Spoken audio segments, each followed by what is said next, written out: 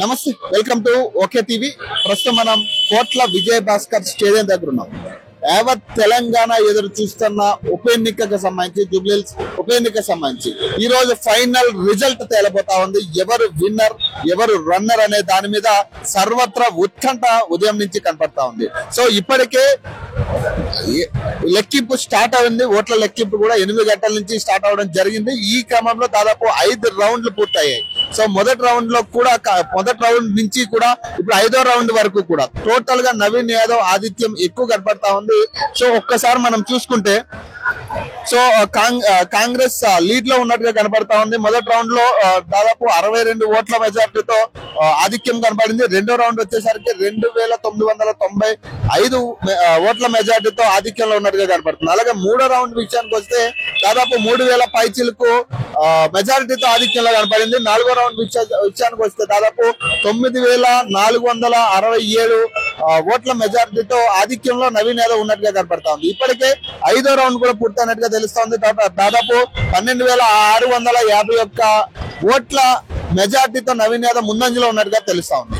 So చూద్దాం, ఏదైనా కానీ ఇప్పటికే నాయకులంతా కూడా ఇక్కడ చేరుకున్న పరిస్థితి కనపడతా ఉంది. దాదాపు ఇక్కడ సర్వత్రా ఉత్కంఠ అయితే కనపడే పరిస్థితి. ఒక్కసారి మనం అక్కడ ప్లాన్ చేసుకుంటే క్లియర్ గా మనం చూడొచ్చు. నాయకులందరూ కూడా ఎదురు చూస్తున్న పరిస్థితి. ఇక్కడ ఇప్పటికే కాంగ్రెస్ లో సంబరాలు స్టార్ట్ అయినట్టుగా కనపడతా ఉన్నాయి. అంటే దాదాపు 6వ రౌండ్ వచ్చేసరికి 6వ రౌండ్ కూడా ఇదే పరిస్థితి అయితే మాత్రం కంపల్సరీగా ఖచ్చితంగా కాంగ్రెస్ విన్ అయ్యే ఛాన్సెస్ కనపడతా ఉన్నాయి. సో ఒక్కసారి శ్రీనివాస్ యాదవ్ గారు ఉన్నారు, మాట్లాడే ప్రయత్నం చేద్దాం. అన్న చెప్పండి, అంటే ప్రజెంట్ ఇప్పుడు వరకు జరుగుతున్న రౌండ్స్ అన్ని చూసుకుంటే కాంగ్రెస్ పార్టీ ఆధిక్యంలో ఉన్నట్టుగా కనపడతా ఉంది. ఏం చెప్తారు? చాలా సంతోషం అనిపిస్తుంది. ప్రజలు అబద్ధ మాటలు నమ్మకుండా ప్రభుత్వం అధికారంలో ఉంది. ఇంకా 3 సంవత్సరాలు అవకాశం ఉంది. రేవంత్ రెడ్డి గారు చెప్పిన మాటలు విని నవీన్ యాదవ్ గారి అభ్యర్థిత్వాన్ని కూడా ప్రజలు వాళ్ళు ఆమోదించిన విధంగానే ఈ రోజు ఫలితాలు విడబడతా ఉన్నాయి. ఇప్పుడు షేక్పేట అనేసరికి ఖచ్చితంగా కాంగ్రెస్ కొంత వీక్ సెక్షన్ అది. సో అక్కడే కూడా మీరు మెజారిటీ చూపించడం, సో ఇక్కడ మళ్ళీ బోరబండ విషయానికి వచ్చాక కూడా ఇదే తీరు కంటిన్యూ అవుతుంది అంటారు? షేక్పేట్ లో ఫస్ట్ నుంచి కాంగ్రెస్ పార్టీకే, మొన్న లాస్ట్ మీరు ఎంపీ ఎలక్షన్లు చూసినా కూడా దాదాపు 5000 లీడ్ వచ్చింది. అజరుద్దీన్ గారు కూడా అక్కడ లీడ్ వచ్చింది. కానీ కేటీఆర్ గారు చిన్న వాళ్ళు పెంచి పోషించినటువంటి ఛానళ్లతోని లేని అబద్ధాలు సృష్టించి మేము షేక్పేటలో బ్రహ్మాండమైన మెజార్టీ బీఆర్ఎస్ రాబోతుంది, మనకు బోడబండలో చాలా పెద్ద ఎత్తున మెజార్టీ రాబోతుంది అని చెప్పి ఫేక్ న్యూస్ తోని కొంచెం పబ్బం పట్టుకున్నారు తప్ప ప్రజలు మాత్రం కాంగ్రెస్ పార్టీకి, రేవంత్ రెడ్డి గారి నాయకత్వానికి, నవీన్ యాదవ్ గారికి పూర్తి సపోర్ట్ ఇచ్చారు. సో ఇది ఒక ఫైనల్ డెసిజన్ గా ఈ రోజుతో తేలిపోతా ఉంది. ఎవరు విన్నర్, ఎవరు రన్నర్ అనే దాని మీద మీరేం చెప్తారంటే ఇప్పటి వరకు మీరైతే లీడింగ్ లో ఉన్నారు, ప్రస్తుతానికి ఏం చెప్తారు? స్పష్టమైన లీడింగ్ లో ఉన్నాము. మొత్తం కంప్లీట్ అయ్యే వరకు దాదాపు 25,000 నుంచి 30,000 పైచీలకు ఓట్ల మెజారిటీతో నవీన్ యాదవ్ కాంగ్రెస్ పార్టీ గెలవబోతా ఉంది. ఇప్పటి వరకు ఎన్ని డివిజన్లకు సంబంధించి లెక్కింపు జరిగింది అంటారు? ఇప్పటి వరకు షేక్పేట, యూసుఫ్గూడ, బోడబండ సంబంధించిన బూత్లు కంప్లీట్ అయినాయి. ఇప్పుడు హేమత్ నగర్, తర్వాత యూసుఫ్గూడ, సోమాజిగూడ, ఎర్రగడ్డ కంప్లీట్ కాబోతా ఉన్నాయి. సోమాజిగూడ విషయానికి వచ్చేసరికి మీరు స్పెషల్ గా అక్కడ ప్రాతినిధ్యం వహిస్తున్నారు దాదాపు గత సంవత్సరాల నుంచి కూడా. ఎలా ఉండబోతుంది సోమాజిగూడ, ఎలా ఉండబోతుంది? మీరు తిరిగారు కాబట్టి ఎట్లా?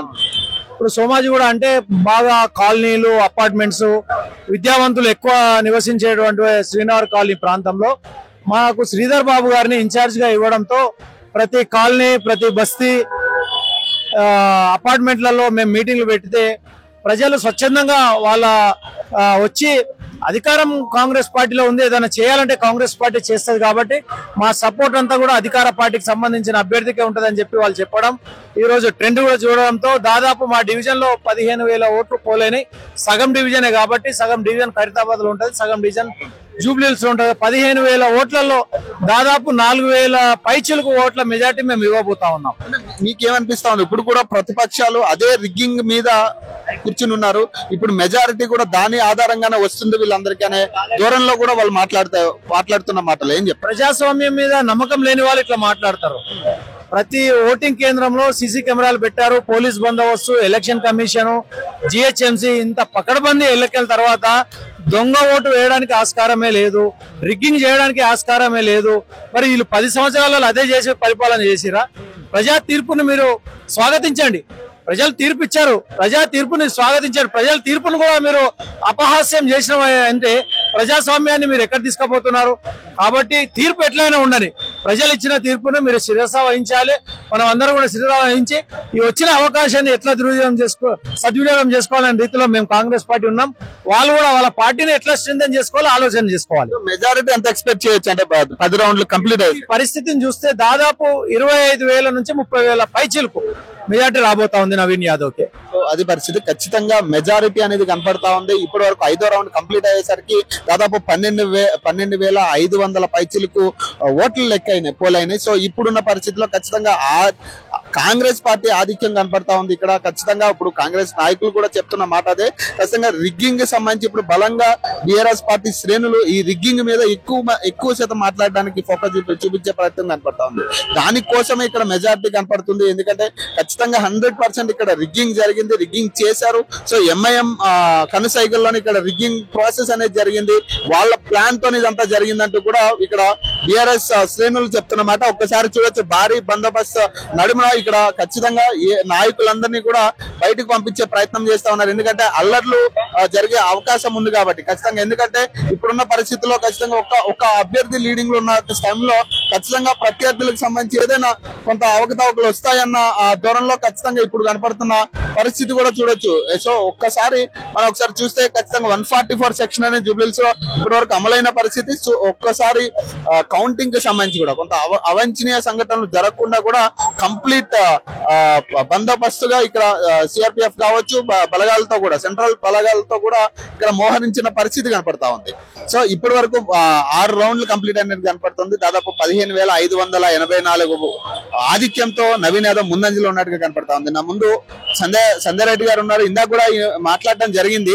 సో ఇప్పుడు మెజారిటీ తర్వాత ఒకసారి మాట్లాడదామనే ఆలోచనతో ఒకసారి మాట్లాడే ప్రయత్నం చేద్దాం.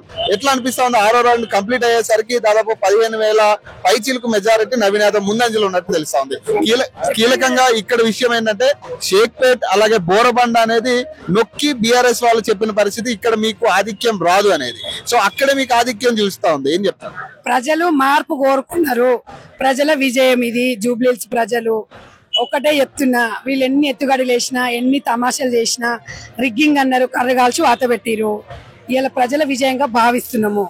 జూబ్లీహిల్స్ ప్రజలు చాలా తెలివైన వాళ్ళు, చాలా సైలెంట్ గా ఓటేసిరు. కాంగ్రెస్ పార్టీకి మంచి మెజార్టీని ఇచ్చారు. ఫస్ట్ నుంచి కూడా ఆధిక్యతలో ఉంది. షేక్పేట్ కూడా అసలు లేదని చెప్పారు. అసలు కాంగ్రెసే లేదు అన్నారు. గతంలో కాంగ్రెసే లేదన్న కాంగ్రెస్ అధికారంలోకి వచ్చింది. అసలు జూబ్లీహిల్స్ లో కాంగ్రెసే లేదన్నారు. జూబ్లీహిల్స్ అసలు బీఆర్ఎస్ లేదనేది కూడా చూపించారు ప్రజలు. రేవంత్ అన్న నాయకత్వాన్ని కోరుకున్నారు. ఇక సునీతమ్మ వచ్చి ఏడ్చింది, రిగ్గింగ్ అన్నది.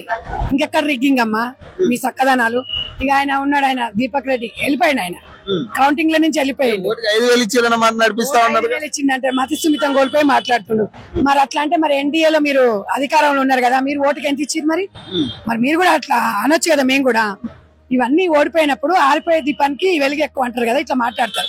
ఇంకా బీఆర్ఎస్ శ్రేణులు ఇంకా అదే ఇంకా వాళ్ళు ఆశతో ఉన్నారు, ఇంకా గెలుస్తున్నామని ఆశతో ఉన్నారు. వాళ్ళు చెప్తా ఉన్నారు మీరు రిగ్గింగ్ చేయడం వల్ల ఈ ఆధిక్యం వచ్చిందని కూడా వాళ్ళు క్లియర్ గా. ఓడిపోయినాడు నేను ఓడిపోయినాడు ఒప్పుకుంటాడు ఎవడన్నా? ఒప్పుకోడు కదా, ఏదో చెప్తాడు. ఇక మరి అట్లా అంటే ఇవన్నీ మేము చెప్పాలంటే మేము కానీ మేము గెలుస్తున్నాము, మంచి మెజార్టీ రాబోతుంది కాబట్టి కొంచెం మేము సమన్వయం పాటించాలి. మీ మీద ఇప్పుడు కారు బుల్డోజర్ అనే వ్యత్యాసం కూడా చూపించారు కదా. బుల్డోజర్ అంటేనే రామారావు అంటేనే బుల్డోజర్. అందుకనే రోడ్డు కింద వండబెట్టి భూస్థాపితం చేసి ఆల్రెడీ కేల్కతన్ దుకాణం బంద్. రోడ్డు కింద వండబెట్టిరంటే భూస్థాపితమే కదా. ఇంకెక్కడ ఉంది బీఆర్ఎస్? ఇంకెక్కడ ఉంది తమ్మి? ఇంకా 4 రౌండ్లు ఉన్నాయి కదా, 4 రౌండ్లు ఏమీ మారదు. ఫస్ట్ నుంచి కూడా ఆధిక్యతలో ఉంది. డెఫినెట్ గా ప్రజలు మంచి తీర్పునిచ్చారు, మామూలు తీర్పు కాదు. ఇక చాలరా నాయన, మీతోని మీ బినామీలతో మీతోని విసిగిపోయి ఉన్నావు, ఇక మాకు చాలు. సునీతమ్మ నువ్వు అన్న చెల్లె తమ్ముడు అందరు కలిసి ఇక ఫామ్ హౌస్ పోయి లావాదేవీలు ఉంటే చూసుకోరి. ఇక ఏమన్నా కుటుంబంలో ఏమన్నా గొడవలు కొట్లాటలు ఉంటే అవి కూడా చూసుకోరి. ఇక విరామం తీసుకోండి అమ్మా, ఇక చాలమ్మా, ఇక ఓ అమ్మా రేకమ్మా, ఇక అయిపోయిందమ్మా. ఆంధ్ర గో అమ్మా, ఆంధ్రలో చూసుకో అమ్మా. తాత తీస్తా తోలు తీస్తున్నావు కదా, నీ తాత తోలు ఎవరు తీస్తారో అలా చూసుకో. సో అదే పరిస్థితి. కొంచెం కాంగ్రెస్ శ్రేణులు కొంత ఆనందం వ్యక్తం చేస్తున్న పరిస్థితి క్లియర్ గా కనపడతా ఉంది. సో వాళ్ళు ఇప్పటిదాకా ఉన్న మెజార్టీని ఆధారంగా చేసుకుని వాళ్ళు మాట్లాడే ప్రయత్నం చేస్తా ఉన్నారు. ఖచ్చితంగా నిజం మా వైపే ఉంటున్నట్టు కూడా ఖచ్చితంగా వాళ్ళు చెప్తున్న మాటలు కూడా మనం వింటున్నాం. సో మేము ముందంజలో ఉండబోతున్నాం, ఖచ్చితంగా 25,000 నుంచి 30,000 మెజార్టీతో మేము గెలుస్తున్నాం అంటూ కూడా వాళ్ళు ఇంకా ధీమా వ్యక్తం చేస్తున్న పరిస్థితి. ఇప్పటికే కాంగ్రెస్ శ్రేణులు సంబరాలు కూడా స్టార్ట్ చేసిన పరిస్థితి కనపడతా ఉంది. సో ప్రస్తుతానికైతే 6 రౌండ్లు కంప్లీట్ అయ్యేసరికి దాదాపు 15,584 ఓట్ల మెజార్టీతో నవీన్ యాదవ్ ముందంజలో ఉన్నట్టుగా తెలుస్తా ఉంది. సో ఇప్పటికే లంకల దీపక్ రెడ్డి కూడా ఆయన వెళ్ళిపోయిన పరిస్థితి. సో కనీసం డిపాజిట్ కూడా బీజేపీకి దక్కదు అంటూ ఏదైతే విమర్శలు జరిగినాయో సో అదే నిజమయ్యే పరిస్థితి కూడా క్లియర్ గా కనపడతా ఉంది. సో కాంగ్రెస్ పార్టీ శ్రేణులు సంబరాల్లో మునిగి తేలుతున్న పరిస్థితి కనపడతా ఉంది. నవీన్ యాదవ్ ఇంటి దగ్గర కూడా భారీగా భద్రత ఏర్పాటు చేసినట్టుగా తెలుస్తా ఉంది. ఎందుకంటే మొన్న జరిగిన అవాంఛనీయ సంఘటనలు మళ్ళీ రిపీట్ అవ్వకుండా సో భారీ బందోబస్తు అయితే ఇప్పటికే పెట్టినట్టుగా కనపడతా ఉంది. ఖచ్చితంగా ఇలాంటి అవాంఛనీయ సంఘటనలు జరగకుండా ఉండాలి, ఎందుకంటే ఇంకొక 4 రౌండ్లు ఉన్నాయి. సో ఎటువంటి అవకతవకలైనా కూడా మ్యాక్స్ మెజారిటీతో కానీ కొంచెం చిన్న మెజారిటీతోనైనా కూడా కాంగ్రెస్ గెలుపుకి అవకాశం ఉంది. సో ఇప్పుడు కూడా మరి బీఆర్ఎస్ కి గెలుపు అవకాశం ఉండే ఛాన్స్ కూడా ఉంది.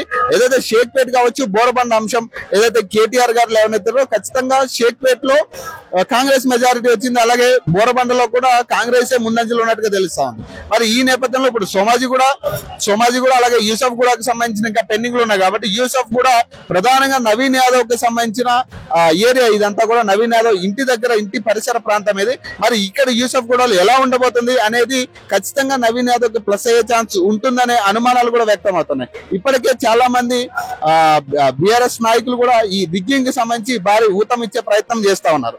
ఒకసారి ఎవరైనా లైవ్ లో తీసుకునే ప్రయత్నం చేద్దాం. బీఆర్ఎస్ సంబంధించి ఏమంటారు దీనికి సంబంధించి అనే దాని మీద. సో ప్రస్తుతానికి అయితే ఖచ్చితంగా 14,000 మెజారిటీతో కాంగ్రెస్ ముందంజలో ఉన్నట్టుగా కనపడతా ఉంది. సో ఒకసారి బీఆర్ఎస్ నుంచి సత్యవతి గారు ఉన్నారు, మాట్లాడే ప్రయత్నం చేద్దాం. 1 minute మేడం, ఏమంటారు? ఎందుకంటే ఇప్పుడు చూస్తే ముందంజలో కాంగ్రెస్ కనపడతా ఉంది. ఇప్పుడున్న పరిస్థితుల్లో మీరేం చెప్తారు? ఎందుకంటే రిగ్గింగ్ అంశాలు కూడా మీరు లేవనెత్తిన పరిస్థితి, కనీసం ఈసీ నుంచి ఎటువంటి యాక్షన్ లేదు. సో ఇప్పుడున్న పరిస్థితులు చూస్తే, ఇప్పుడున్న ముందంజ అంకె చూస్తుంటే కాంగ్రెస్ కే విన్ అయ్యే ఛాన్సెస్ ఎక్కువ కనపడతా ఉన్నాయి. ఏం చెప్తారు? ఇంకా రౌండ్లు ఉన్నాయి, చూద్దాం. నాకైతే పూర్తి విశ్వాసం ఉంది బీఆర్ఎస్ గెలుస్తుందని. ఎందుకంటే ప్రతి ఇంటికెళ్ళి మేము ప్రతి గడపని దొక్కడం జరిగింది. ప్రతి ఒక్కరూ కూడా కేసీఆర్ గారు రావాలి, బీఆర్ఎస్ రావాలి, సునీతమ్మ గెలవాలని చెప్పి కోరుకున్నారు జూబ్లీ హిల్స్ ప్రజలు. ఎక్కడ కూడా కాంగ్రెస్ ని ఆహ్వానించలేదు కాబట్టి వాళ్ళ సభలు చాలా పలసగా జరిగినాయి. కానీ బీఆర్ఎస్ కేటీఆర్ గారు పెట్టిన సభలు తండోపతండాలుగా తరలి వచ్చినటువంటి సందర్భం. దాన్ని చూస్తే అర్థమైంది ఖచ్చితంగా బీఆర్ఎస్ గెలుస్తాను. వణుకు పుట్టింది కాంగ్రెస్ కి, రేవంత్ రెడ్డి గారికి వణుకు పుట్టింది కాబట్టి ఎన్నికల రోజు ఏం చేయాలో అది చేశారు. ఖచ్చితంగా స్పష్టం, ఎందుకంటే చాలా అప్రజాస్వామికంగా అనైతికంగా ఆ రోజు ఎన్నికలు జరిగినాయి. చాలా మందిని ఎగ్జిట్ నుంచి తీసుకొచ్చి ఓట్లు వేయించారనేది స్పష్టం. ఆ ప్రతి ఒక్కటి కూడా మేము ఎన్నికల కమిషన్ కి ఇన్ఫర్మేషన్ ఇవ్వడం జరిగింది. దాదాపు 20,000 ఓట్లని ఓటర్ ఐడి కార్డుని తయారు చేసి రిగ్గింగ్ చేయాలని చెప్పేసి ప్రయత్నం చేశారు. ఆ కుట్రను కూడా మేము బయట పెట్టడం జరిగింది. అయినా ఈసీ నుంచి ఎలాంటి స్పందన లేదు, ఎలాంటి చర్యలు కూడా లేవు.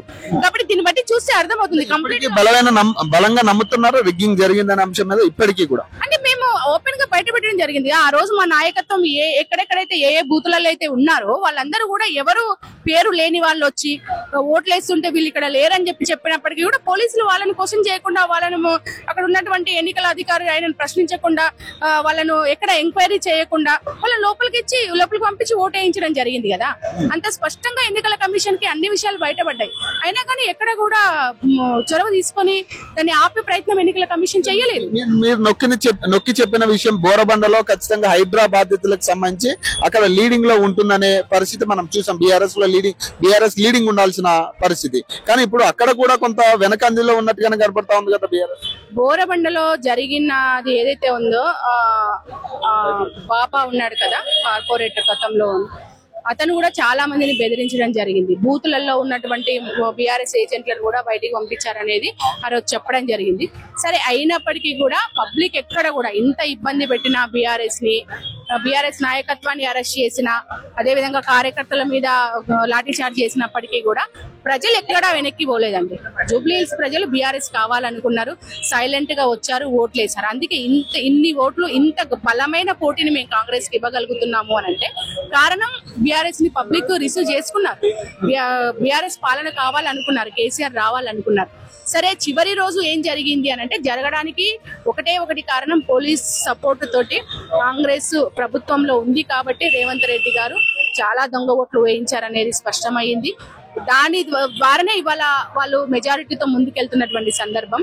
హైడ్రా అసలు చాలా అంటే ఒక బోరబండనే కాదు, మొత్తం తెలంగాణ వ్యాపితంగా కూడా వాళ్ళు ఒక హైడ్రాతో పాటు చేసినటువంటి అప్రజాస్వామిక పనులు ఏవైతే ఉన్నాయో, లగచర్ల విషయం కావచ్చు, ఎస్సీయు భూముల విషయం కావచ్చు, అదే విధంగా నిరుద్యోగులకు సంబంధించిన అంశాలు కావచ్చు, అనేక విషయాలు జూబ్లీహిల్స్ ప్రజల్లో చర్చలోకి ఉన్నాయి. ప్లస్ 2 సంవత్సరాల నుంచి వాళ్ళు ప్రచార సరళి ఎట్లా జరిగింది, రేవంత్ రెడ్డి గారి ప్రచార సరళి 2 సంవత్సరాల నుంచి జూబ్లీహిల్స్ లో వాళ్ళు ఏం చేశారంటే ఏమి చెప్పలేకపోయారు. ఎంతసేపు అంటే కేటీఆర్ ని గారు తిట్టడము, హరీష్ రావు గారిని తిట్టడము, కేసీఆర్ గారిని తిట్టడము, ఇదే వాళ్ళ ప్రచార సరళి తప్పితే రేవంత్ రెడ్డి గారిది ఎస్ జూబ్లీహిల్స్ లో 2 సంవత్సరాల్లో మేము ఈ పని చేశామని చెప్పి చెప్పగలిగిండే ఒక్క పనన్నా. కానీ మేము చెప్పినాం, గత ప్రభుత్వంలో దాదాపు 5,500 కోట్ల రూపాయలు ఇక్కడ వెచ్చించి రోడ్లు వేయించడం జరిగింది, ఫ్లైఓవర్లు కట్టించడం జరిగింది, నాలాల రిపేర్ చేయడం జరిగింది, రేషన్ కార్డులు ఇవ్వడం జరిగింది, కళ్యాణ లక్ష్మి ఇవ్వడం జరిగింది. అనేక అభివృద్ధి పథకాలు ఏవైతే పబ్లిక్ లోకి మేము ఇంప్లిమెంట్ చేసామో అవన్నీ మా నాయకుడు చెప్పాడు, మా కేటీఆర్ గారు. కానీ రేవంత్ రెడ్డి గారు 2 సంవత్సరాలు ఏమైనా చెప్పగలిగారంటే ఏం చెప్పలేదు. కాబట్టి దాన్ని చూస్తే ప్రజలు బీఆర్ఎస్ ని గెలిపిస్తారు అనేది మాకు స్పష్టమైంది. వాళ్ళ రిసీవింగ్ కూడా అంత బాగుండింది, మా ప్రచారం కూడా చాలా సీరియస్ గా ఉండింది. ఇప్పటికైనా ఇంకా రౌండ్లు ఉన్నాయి, మేము గెలుస్తామనే సంపూర్ణ విశ్వాసంతో ఉన్నాము.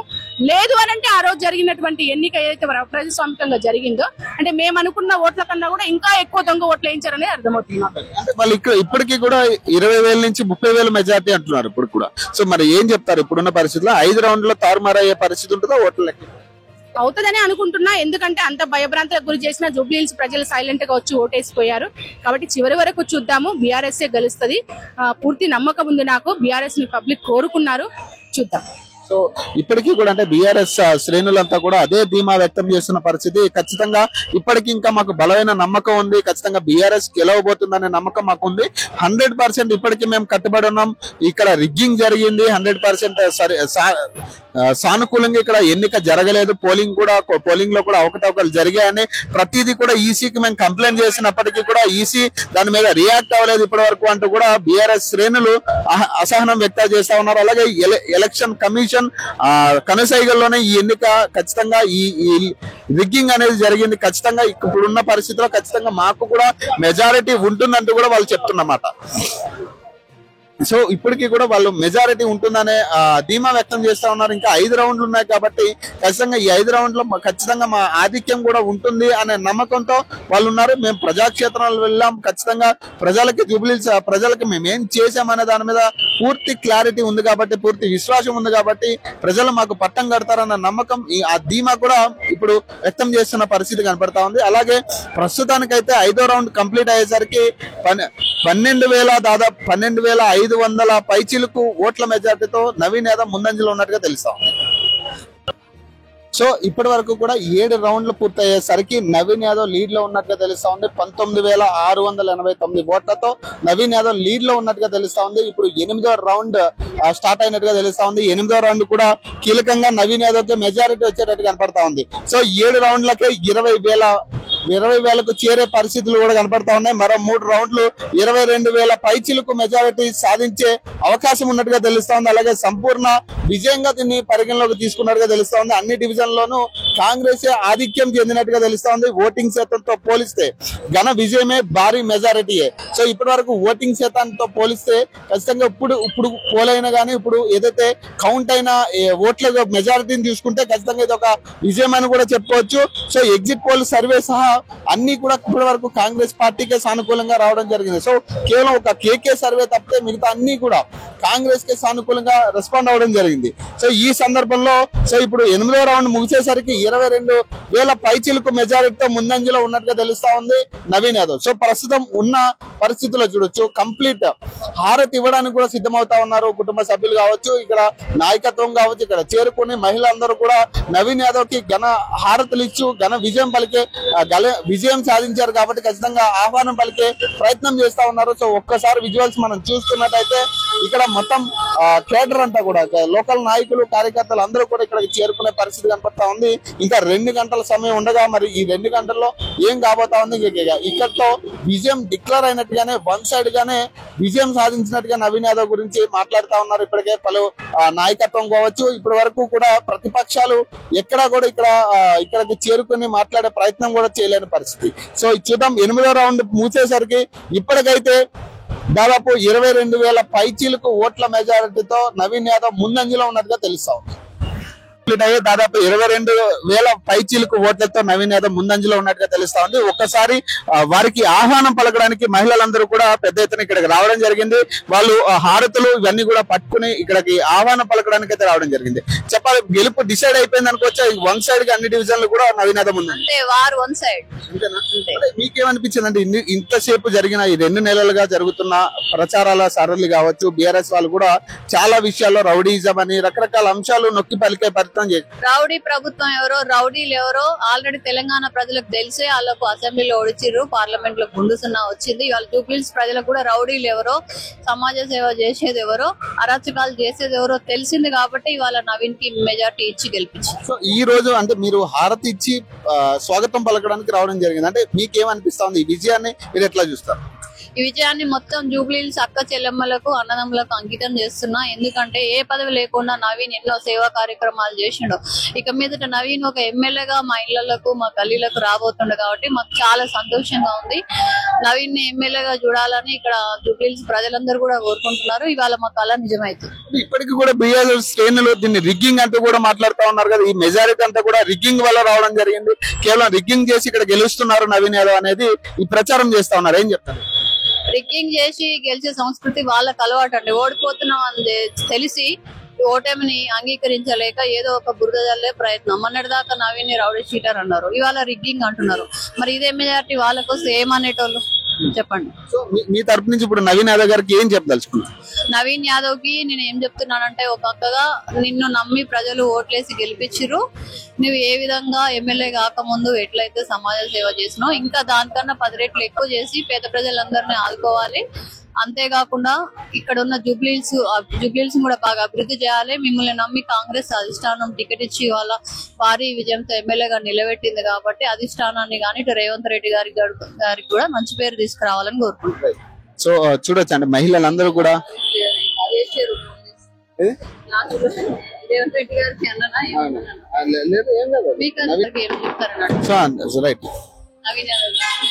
సో ఇక్కడ ఇప్పుడున్న ఫలితాల బట్టి చూస్తుంటే నవీన్ యాదవ్ గారి గెలుపు వన్ సైడెడ్ గా కనపడతా ఉంది. మరి ఏం చెప్పదలుచుకున్నారు? మీ తరపు నుంచి నవీన్ యాదవ్ గారికి ఏం చెప్తారు? నవీన్ యాదవ్ గారికి నేను ఏం చెప్తున్నా అంటే, మీ మీద నమ్మకం తోటి ఇక్కడ జూబ్లీహిల్స్ ప్రజలు ఇవాళ ఓటేసి మిమ్మల్ని గెలిపించారు. మీరు అలాగే అధిష్టానం కూడా మిమ్మల్ని నమ్మి టికెట్ ఇచ్చింది. రేవంత్ రెడ్డి గారు కూడా మీకు చాలా సపోర్ట్ చేసి బ్లెస్సింగ్స్ ఇచ్చారు కాబట్టి వాళ్ళందరికీ మంచి పేరు తీసుకురావాలని జూబ్లీహిల్స్ ఇదివరకు ఎట్లయితే అభివృద్ధి చేసినారో ఇప్పుడు అంతకు 10 రెట్లు ఒక ఎమ్మెల్యేగా అభివృద్ధి చేయాలి. ఇక్కడ అక్క చెల్లెళ్లకు అన్నదమ్ములకు అందరికి తోడుండి జూబ్లీహిల్స్ ని బాగా డెవలప్ చేయాలి. కాంగ్రెస్ పార్టీకి మంచి పేరు తీసుకురావాలి అని చెప్పి నేను కోరుకుంటున్నాను.